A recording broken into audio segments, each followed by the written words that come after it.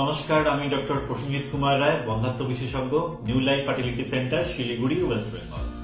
তো আজকে আমাদের আলোচ্য বিষয় হলো এরা বা এন্ডোমেট্রিয়াম রিসেপটিভিটি অ্যারে টেস্ট কি, এটি কাদের লাগে, এটি কখন করা হয়, এটি কিভাবে করা হয়। আমরা জানি যে আইভিএফ এ শুক্রাণু ও ডিম্বাণুর মিলনে যে ভ্রূণ তৈরি হয়, সেই ভ্রূণটিকে গর্ভাশয়ে স্থানান্তরিত করা হয়। অনেক সময় দেখা গেছে যে এই ভালো ভ্রূণ হওয়া সত্ত্বেও মোর দ্যান 50% ক্ষেত্রে কিন্তু ইমপ্ল্যান্টেশন হয় না। আমরা জানি যে রিকারেন্ট ইমপ্ল্যান্টেশন যাদের ফেলিয়ার যেসব পেশেন্টরা আসে তাদের ক্ষেত্রে 3 বার ভালো কোয়ালিটি টপ কোয়ালিটি ভ্রূণ স্থানান্তরিত করার পরও বা মোর দ্যান 5টি ভ্রূণ স্থানান্তরিত করার পরও কিন্তু ইমপ্ল্যান্টেশন হয় না, তাদেরকে রিকারেন্ট ইমপ্ল্যান্টেশন ফেলিয়ার বলা হয়। এক্ষেত্রে ডাক্তারের মনে প্রায়ই শঙ্কা জাগে যে এত ভালো ভ্রূণ দেওয়া হলো তবুও বুঝতে পারছে না কেন। সুতরাং প্রবলেমটা অন্য জায়গায়, প্রবলেমটা এন্ডোমেট্রিয়াম রিসেপটিভিটিতে, মানে আপনার যে গর্ভাশয়ে যে এন্ডোমেট্রিয়াম লাইনিং থাকে সেটি আপনার ভ্রূণটিকে ধরতে পারছে না, তার একটা প্রবলেম আছে। আসুন জানি এন্ডোমেট্রিয়াম রিসেপটিভিটি কি। আমরা জানি যে মাসিক চক্রে বা মেনস্ট্রুয়াল পিরিয়ডে মোস্ট অফ দ্য টাইম কিন্তু এন্ডোমেট্রিয়ামের রিসেপটিভিটি কিন্তু থাকে না। এটি ডিম্ব নিঃসরণের বা ওভুলেশন হওয়ার 2 থেকে 6 দিন অবধি থাকে। সুতরাং আপনার ওভুলেশন হওয়ার পর এই উইন্ডোটা চালু হয়, আর ঠিক তার 6 থেকে 7 দিন পর এই উইন্ডো কিন্তু ক্লোজ হয়ে যায়। সেই সময় যদি ভ্রূণটি ওখানে আপনার জরায়ুর ভেতরে যদি যায় তবেই সে কিন্তু বসতে পারে, নয়তো কিন্তু বসতে পারে না।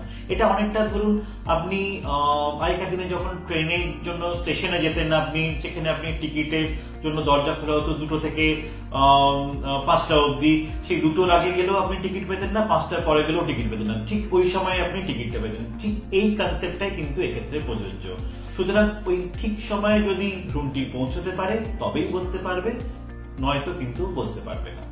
নানা রকম গবেষণায় দেখা গেছে কিছু পেশেন্টের ক্ষেত্রে এই উইন্ডো অফ ইমপ্ল্যান্টেশন বা WOI-টা আগে হয় বা পরে হয়। এটাকে প্রি রিসেপটিভ এন্ডোমেট্রিয়াম বা পোস্ট রিসেপটিভ এন্ডোমেট্রিয়াম বলা হয়। এই কখন আপনার উইন্ডো অফ ইমপ্ল্যান্টেশনটি আছে সেটি কিন্তু আল্ট্রাসাউন্ড বা কোন রকম ব্লাড টেস্টের মাধ্যমে বা হিস্ট্রোস্কোপির মাধ্যমে কিন্তু ধরা পড়ে না, এটি একমাত্র এরা টেস্টের মাধ্যমেই ধরা পড়ে। এরা টেস্টে 236টি জিন, যেটি আপনার এন্ডোমেট্রিয়াম রিসেপটিভিটির জন্য যে প্রোটিনগুলি দায়ী সেগুলি তৈরি করে, এই 236টি জিনের স্টাডি করা হয়। সেটি আপনার NGS বা নেক্সট জেনারেশন সিকোয়েন্সিং পদ্ধতির মাধ্যমে করা হয়। এটি একমাত্র সারা পৃথিবীতে আইজেনোমিক্স বলে একটি ল্যাব আছে যেটি স্পেনে, সেখানে এই ল্যাবে সেটি একমাত্র করা হয়। তো এটি এবার কিভাবে করা হয়, এরা টেস্টিং কিভাবে করা হয়, যেমন আপনার মনে করুন ফ্রোজেন এমব্রায়ো ট্রান্সফার সাইকেলে আমরা যেটা করে থাকি সেটা হচ্ছে আপনাকে HRT বা হরমোন রিপ্লেসমেন্ট থেরাপি বা প্রোগাইনো বা এইসব হরমোনাল সাপ্লিমেন্ট দেওয়া হয় যাতে আপনার এন্ডোমেট্রিয়াম লাইনিংটি তৈরি হয়। সেটি 8 মিলিমিটার বা 9 মিলিমিটার হয় তখন আমরা আল্ট্রাসাউন্ডের মাধ্যমে দেখে নিই কতটা থিকনেস আছে, বা আপনাকে লেট্রোজোল ট্যাবলেট দিয়েও যে আপনার যদি ডিমটা বড় করা হয় সেটি যখন বড় হয় তখন আপনার এন্ডোমেট্রিয়াম লাইনিংও বড় হয়। তো আল্ট্রাসাউন্ডের মাধ্যমে দেখে নেওয়া হয় যে আপনার এন্ডোমেট্রিয়াম লাইনিং 7 বা 8 মিলিমিটার হয়েছে।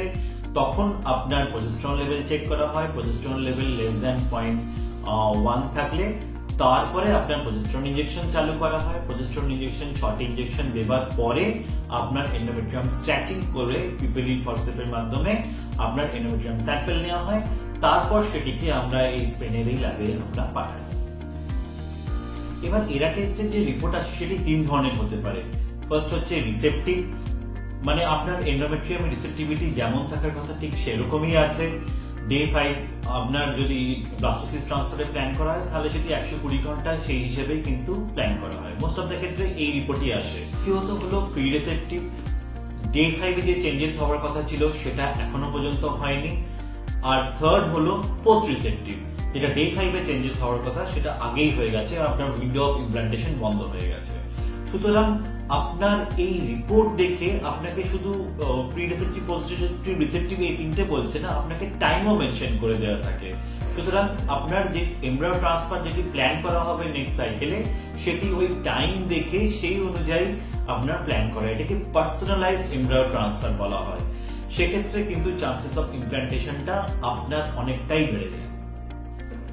এই রিপোর্ট দেখে অনেক সময় আমরা ডে 5 এমব্রায়োকে ডে 3 তেও ট্রান্সফার করি, বা অনেক সময় ডে 5 এমব্রায়োকে ডে 7 নেও ট্রান্সফার করে থাকি। সুতরাং অনেকটাই ডিফারেন্স হয়ে যায় কিন্তু আপনার চান্সেস অফ ইমপ্ল্যান্টেশনে। এবার এরা টেস্ট কখন করা উচিত?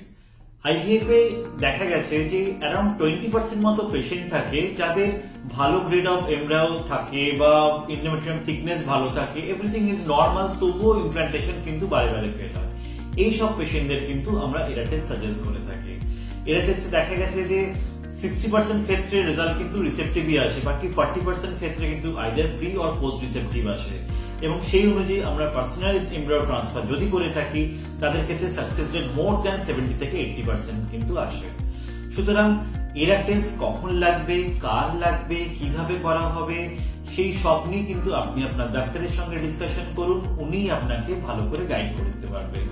এই টেস্টটি একমাত্র আইজেনোমিক্সে করা হয়, যেটি স্পেনের একটি ল্যাব, যেখানে এই টেস্টটির পেটেন্ট নেওয়া আছে।